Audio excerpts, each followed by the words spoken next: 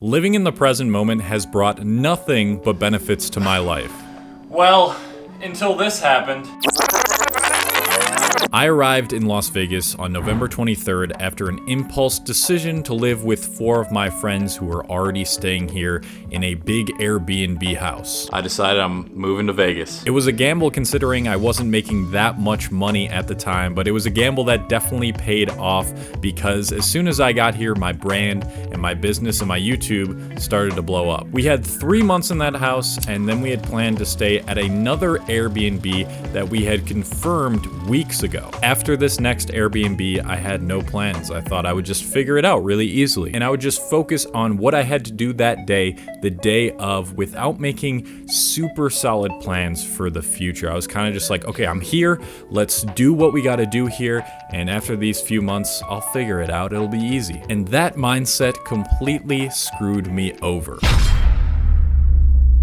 So a couple days ago, we moved out of our first Airbnb and went to the next one, and we got there and it was smelly, it was dirty, it was not like the pictures at all. There were stains on the couches, and we were like, okay, we're not living here. We need to cancel this immediately, get a refund immediately, and start looking for another place. But we didn't really think that out when we decided, let's cancel this the day of, because what were we gonna do when we canceled it? Just find an Airbnb right away? Well, that's what we thought. We canceled right away, we secured the full refund. Now all we had to do was find a place to live because technically we were homeless. There were tons of 3-bedroom places on Airbnb within our price range, and as soon as we tried to book any of them, it would just say your reservation couldn't be confirmed. Airbnb has this new rule where if you're under 25 and you have like no reviews on your account, then you can't book an Airbnb. At this point, we are panicking. What are we gonna do? We are homeless, we have nowhere to go. So that's when we booked this hotel room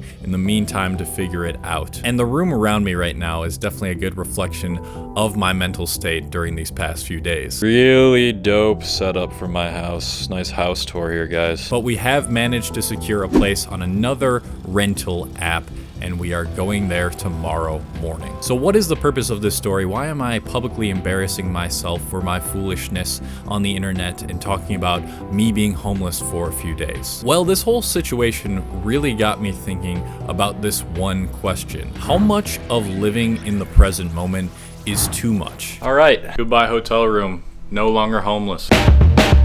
A house. A house! I'm no longer homeless! Okay, we are at this next place. As you guys saw, it's a full house, and I have this for the next month before I actually start to figure out where I want to stay for a long term. But finally, this crazy few days is over. Now, with this whole experience being the most frustrated, angry I've been in a long time because of so many things that happened that were uncertain and outside of my control, I thought I would give you guys some philosophy and knowledge that I have learned and that I tried to practice over these few days. Now, going back to this original question, I do still live in the present moment, obviously, but there are times where I have to think forward in order to prevent anything like this from happening in my life again. Before this, I was always all about the present. As a lot of you know, I have ideals and beliefs that have come from Eastern philosophy that I put forward into these videos, and a lot of that has come from Zen Buddhism,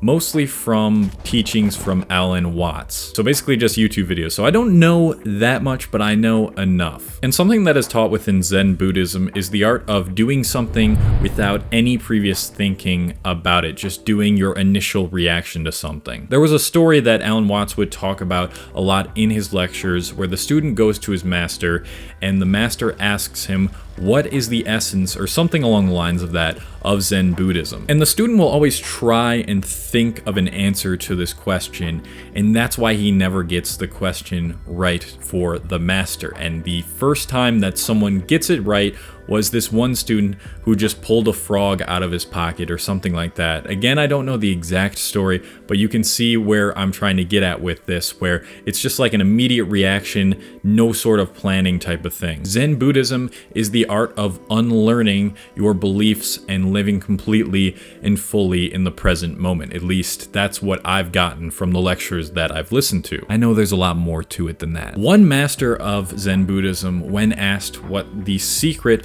of Zen said this: when hungry, eat. When tired, sleep. So basically like what I said, do your initial reaction to a situation, but I don't completely agree with this anymore, especially not after this past week. I do think that overthinking is more of a problem than not thinking enough, but trying this whole I'll figure things out when I get there, right in the present moment, just go day by day and never really think things out, is really not optimal in the modern world. I feel like things are more uncertain than they've ever been, and that certainly was the case with Airbnb when they screwed me over. Me and my friends saw this house. We said we are not staying here one night, and we canceled it without thinking before, what are we gonna do if we cancel it? Because we will have nowhere to live. We just did what our initial gut reaction was. There are some times when your gut reaction and your present moment reaction is going to be the right reaction. This is usually when you're making very small decisions like what to eat or what to wear or who to hang out with. Your gut reaction is usually the right choice in those situations. But things such as where you're going to live,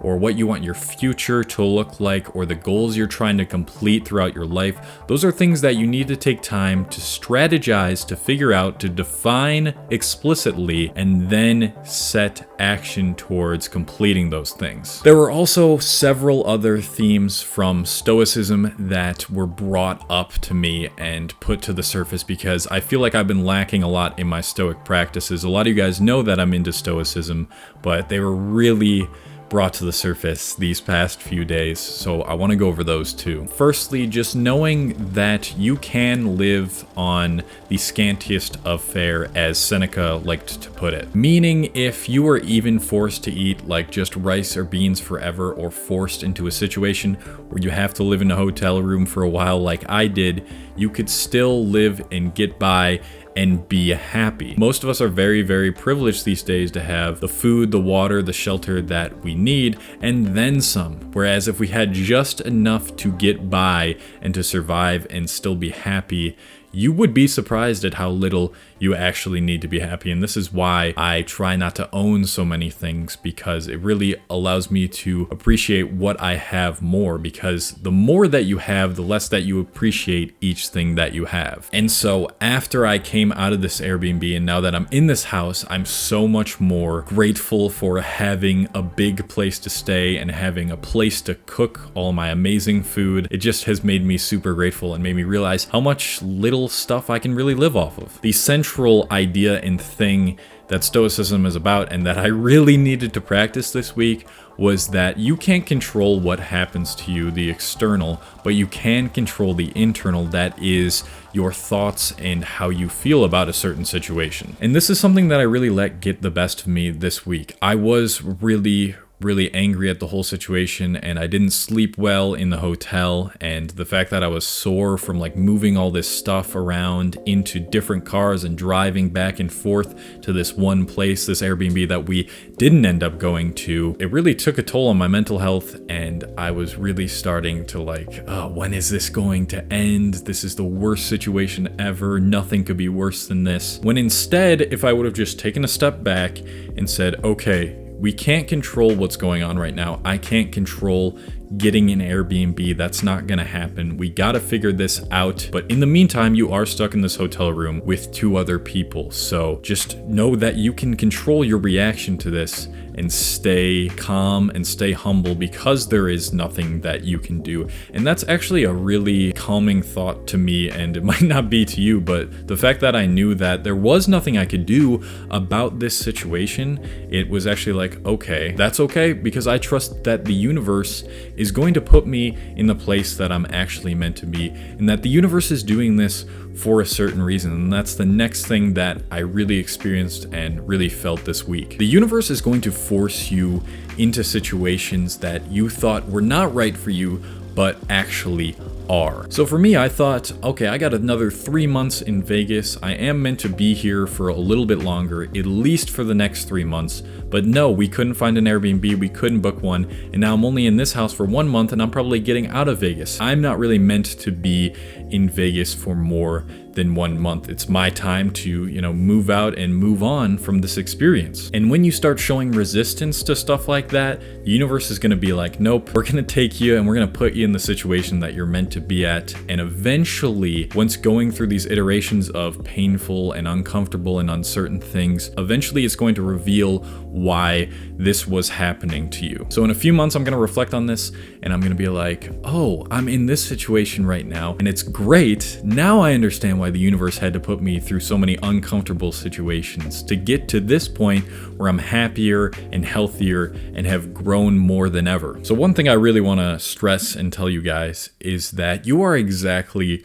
where you are supposed to be right now. And if you aren't, then the universe will put you where you're supposed to be right now. So if you are stressed or anxious about something coming up or something uncertain, just know that eventually everything does figure itself out, and it's always for the greater good, for a greater reason, for the greater development of the universe. And that's another Stoic practice, is that I feel that everything that happens to me, it looks negative to me, like this whole situation, but this is all happening for the greater good of the development of the universe and everything, and it will help me develop as a person too. And we'll see what happens after this. I'm sure that wherever I'm going in life, no matter how uncertain that it is, it's going to be the right place for me. But I am grateful for it because now I'm going to move on and go to where the universe wants to take me. Go with the flow. Go with the flow. That's what it's all about. Thank you to all my patrons on this channel at patreon.com/ColeHastings. That's where I'm putting out exclusive content that's not available anywhere else and giving one-on-one sessions to my subscribers. Link in the description to that. And thank you guys so much for watching this whole video. I love you guys so much for supporting my brand and making everything that I do possible. I hope that this video helped you and helped you learn something through my mistakes and through my suffering. And that is it. I will see you in the next video.